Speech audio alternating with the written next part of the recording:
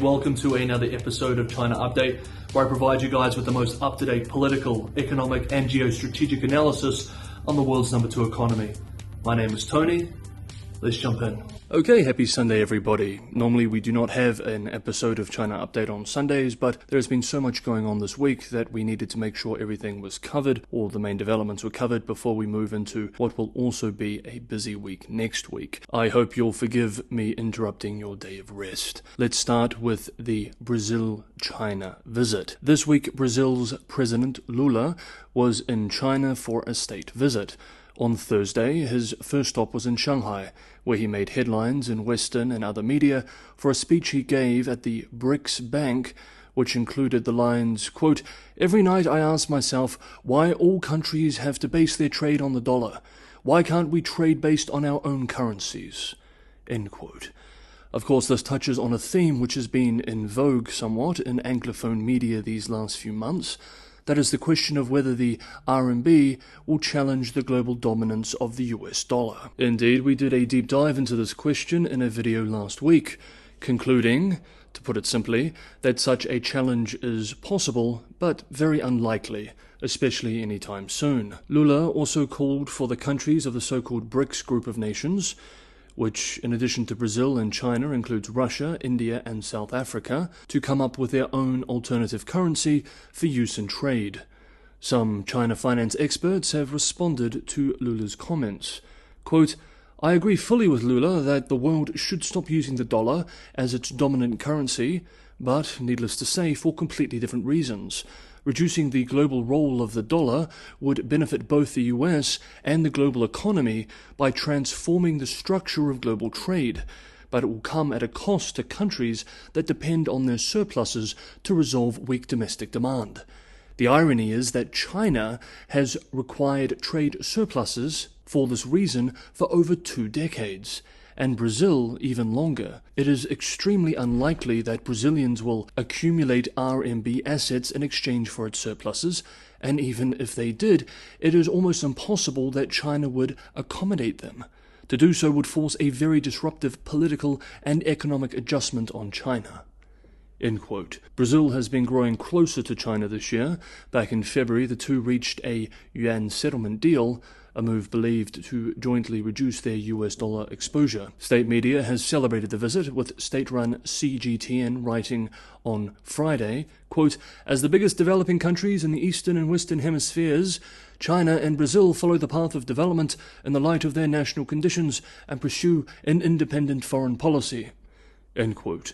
After a speech at the BRICS Bank, Lula visited the Shanghai Research Institute of Chinese technology company Huawei, tweeting praise for the company. Then, on Friday, Lula met with General Secretary Xi Jinping in Beijing. During the meeting, 2 key themes appeared from the Brazilian leader's comments. One, the idea of greater Brazilian strategic importance. Quote, "We want to raise the level of the strategic partnership between our countries, expand trade flows, and, together with China, balance world geopolitics." End quote. And 2, greater industrialization for Brazil. Quote, "President Lula wants a policy of reindustrialization. This visit starts a new challenge for Brazil, bringing direct investments from China.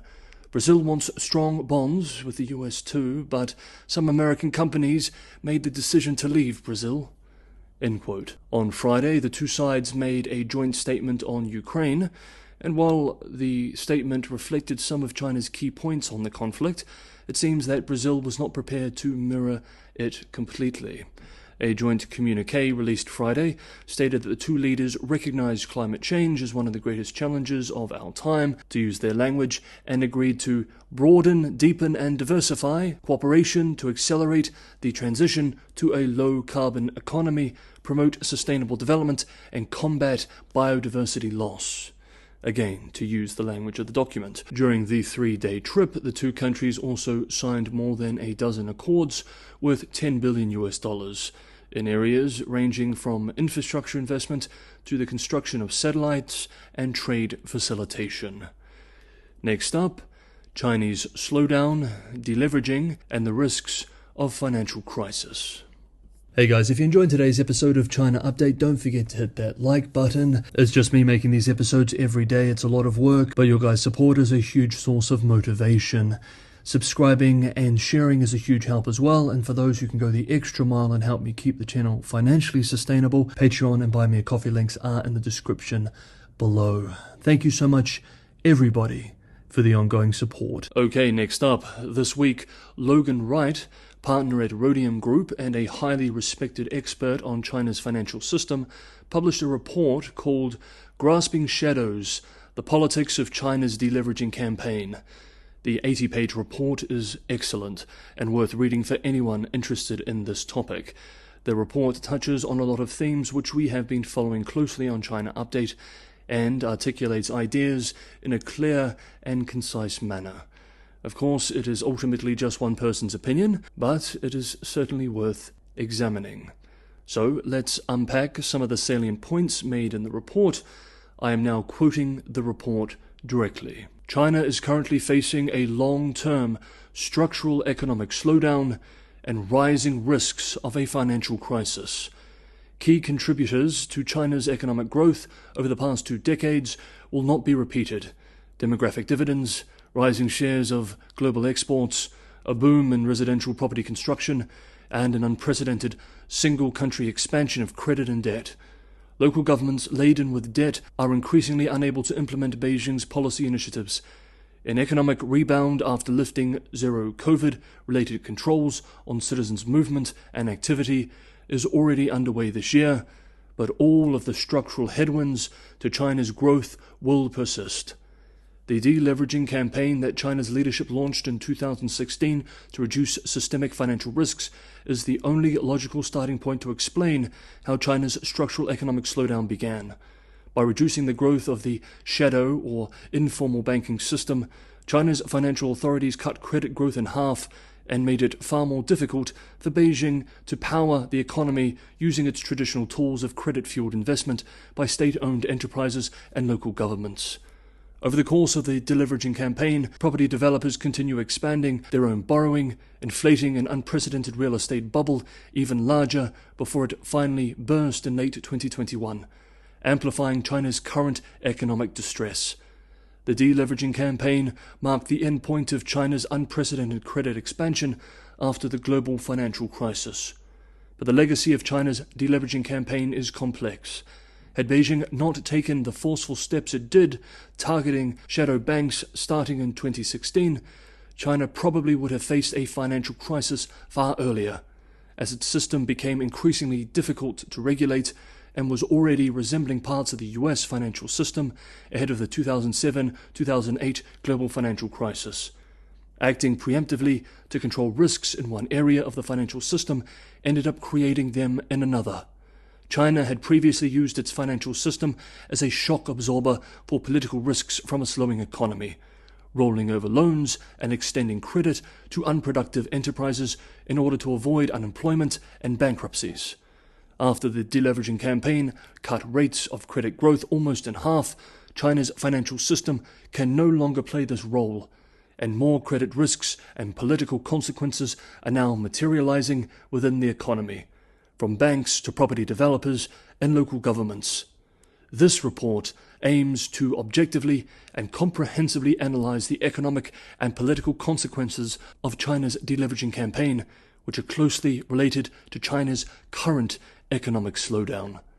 The deleveraging campaign is an important test case of the adaptability and flexibility of the Chinese state to respond to meaningful economic challenges, such as the growth of the shadow banking system. The campaign reflected a series of monetary and regulatory policy choices, where Beijing was forced to collaborate its response to avoid creating unexpected shocks to the financial system, while still reducing systemic risks. In addition, the internal politics of China's deleveraging campaign shifted over time, particularly as political power became more centralized under Xi Jinping in the late 2010s. The deleveraging campaign was successful in some of its objectives because China's top leaders were narrowly focused on reducing financial risks, but maintaining a consensus behind this objective became far more difficult as the economy suffered. As tightening monetary policy gave way to new regulations, a consensus-driven approach to policymaking also gave way to a campaign-style system of economic governance, marked by periodic crackdowns against internet platform companies and the for-profit education industry. This year, the Chinese Communist Party took concrete steps to strengthen centralized control of China's financial system in what may presage another political campaign. Beijing faces difficult strategic choices ahead as it confronts the end of the credit and investment-led growth model that has powered China's economy for the past 2 decades. Restructuring local government debt and the centralized fiscal relationship are near-term imperatives, along with the need to unlock additional spending power for Chinese households to ensure more sustainable growth. Interest rates will need to fall in order to manage debt levels, creating incentives for capital outflows and corresponding pressures on China's exchange rate. The rising risks within China's economy and financial system also raise new policy questions for the United States in the context of rising systemic competition. Liberalization of China's financial markets has been a long-held US objective, but China's limited convergence with global economic practices and norms has elevated political concerns about deeper linkages between China and global markets. The United States has a clear interest in regulating its own markets transparently, including Chinese firms' participation in those markets, rather than attempting to influence or alter the calculations of risks and returns for investors in China's capital markets. Beijing has plenty of challenges of its own, attracting foreign investment, given the headwinds China's economy is now facing. Okay, that is today's special Sunday episode of China Update.